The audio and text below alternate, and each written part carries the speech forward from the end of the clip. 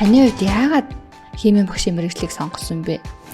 Ер нь бол энэ мэргэжлийг сонгоход манай багш нь нөлөөлсөн гэж боддог. Ер нь багшигаа дуурайсан, багшгийн хүн болно гэж мөрөөдөж төсөөлж яваад тэгээ багшийн замлаар багш мэргэжлэр ажиллаа явж байна. Миний хувьд болохоор яг багшийн мэргэжил болохоор англи хэлний багш. Тэгээд сүүлд шинжлэх ухааны багш мэргэжлэр одоо ингээд мэргэшээд тэгээд шинжлэх ухааны хичээлээ заагаа явж байгаа. За яагаад гэвэл миний хувьд өөрөө шинжлэх ухааны энэ суур ойлголтууд одоо шинжлэх ухаанд маш их дуртай учраас энэ чиглэл рүү илүү гэж сонгож ажиллаж байгаа. Ер нь багасаа биологийн шинжлэх ухаанд их дуртай байсан. За тэгээ өөрийнхөө сонирхлын дагуу одоо явж суралцж байгаа. Одоогоор бол биологийн багшийн одоо мэргэжлэр ажиллаж байгаа. Та химийн багшийн мэргэжлэр хэддэг жилдээ ажиллаж байгаа вэ?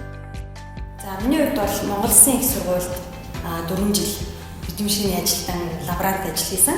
За дараа нь болохоор Улаанбаатар Импати сургуульд 5 дахь жилдээ биологийн багшаар ажиллаж байна. Төгсөөд 3 дахь жилдээ ажиллаж байна. За миний хувьд багш мэргэжлэр одоо 10 дахь жилдээ ажиллаж байгаа. Багшаар ажиллахын хамгийн сайхан нь танд юу байдаг вэ? Миний заасан хичээлүүдийг хүүхдүүд ойлгоод ингээд өөртөө амар ихтэй болгоно гэх бай харагддаг. Сурагчд маань гэдэг өөдөөс ингээд бэлтгээд хараад юм ингээд сургаад сургацлыг мэдсээр дүүрэн тэдгээр нүднүүд бол бас миний ажлаа хийх гол хүн зөв гэж хэлж байна. За багшийн мэргэжлэр ажиллахад мэдээж хүүхдүүд бас маш гэгээлэг учраас хүүхдүүдтэй ажиллах нь маш гоё байдаг. За таны хувьд сурагчдаасаа сонсож байсан хамгийн инээдтэй эсвэл хамгийн дурсамжтай үг яриа юу вэ? Одоо санаанд орж байгаа нь болохоор биологийн одоо сэдвтэй за зүйрц зөв бичих гэрийн даалгавар гэж байсан. Тэгэхэд нэг хүүхэд араас хутга хийж болно, зүрхэнд хутга хийж болохгүй гэж хэлж байсан. Тэр хамгийн инээдтэй байсан. Нэг удаа би хүүхдүүдийн нөгөө дасгал ажлынхаа номыг авчираагүй байсан. Та нар яагаад дасгал ажлынхаа номыг авчираагүй юм бэ гэсэн чинь манай ангийн нэг охин. Та нар яагаад номоо авчираагүй юм бэ? Багш одоо та нараар юу хэлэхээ мэдхээ байчлаа штэ гэдэг жийсэн. I have been teaching my students about acids and I ask them what is the acid that is present in their stomach and they say it is Pepsi and Coke. Намайг одоо надтай кортоор тарахаараа high science гэж мэдлдэг. Тэр бол хүүхдүүдийн хамгийн хөөрхөн бөгөөд надад хамгийн их дурсамж үлдээсэн зүйл гэж боддог. За таны хувьд шинэхэн багш нартаа өгөх зөвлөгөө бий юу? За миний хувьд бол 5 дахь жилдээ бас харцангуй шинэ багшийн тоонордог. Тэгээд мэргэжлтэй дуртай, усан дэгж өсөх сонирхолтой, сониуч хүүхдүүдийн анхаарлыг татсан одоо байгалийн шинэ ухаанд дурлах тийм хүслийг нэмэгдүүлсэн тийм гоё багш байна гэж. Ер нь бол шантрахгүй системтэйгээр яг боловсролын яамнаас гаргасан баримт бичиг, суралцсан удирдамж зөвлөмжөө баримтлаад үнэлгээний шалгуурынхаа дагуу хичээлийн нарийн сайн төлөвлөлөө явахд бол асуудалгүй л гэж бодож байна. Байгалийн ухааны хичээлд ер нь ихэнх сурагчид маш их дуртай байдаг. За тэгээ шинжлэх ухааны хичээл нь бусад хичээлээс илүү онцгой одоо шинжлэх ухааны үндэслэлтэй байдаг учраас одоо хүүхдүүдтэй маш өндөр энэ мэдлэгийг өөрөө эзэмшээ тэгээ хүүхдүүдтэй түгээх нь маш зөв шүү гэж хэлмээр байна. Таны хамгийн сүүлд унсан ном эсвэл яг одоо уншиж байгаа ном нь ямар нэртэй ном байгаа вэ? За манай сургуулийн хувьд бол өглөө болго 15 минут сурагчтай багш нарын ном уншдаг. Ном уншихын цагтай. За энэ цаг дээр болохоор одоо уншиж байгаа ном маань Paul Glandy Resident хэмжээд ажиллаж байгаа нас урсан.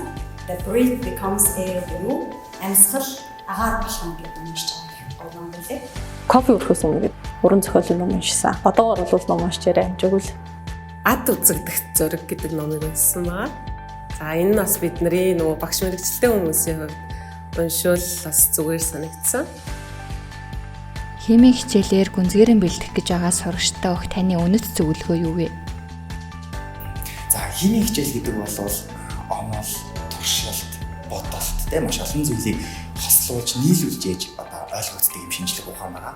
Тэгэхээр бүгдээр одоо consistent гэж хэлдэг тийм ээ. Бүгд тууштай, тогтвортой нөгөө ихээр битгийхий, багаар битгийхий, өдөр бүр хий гэдэг зөвлөгөө болов.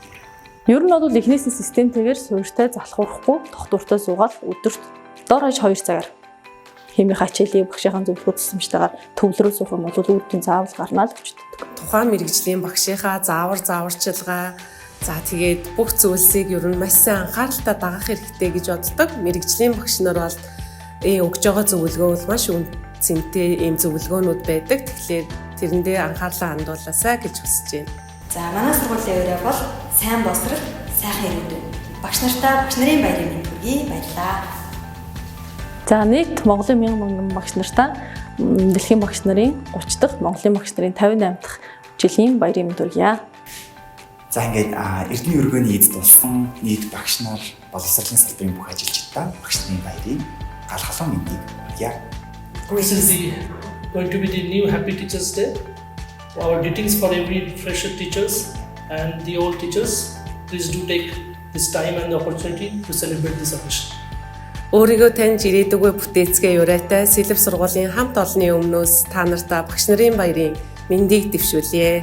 Баярлалаа.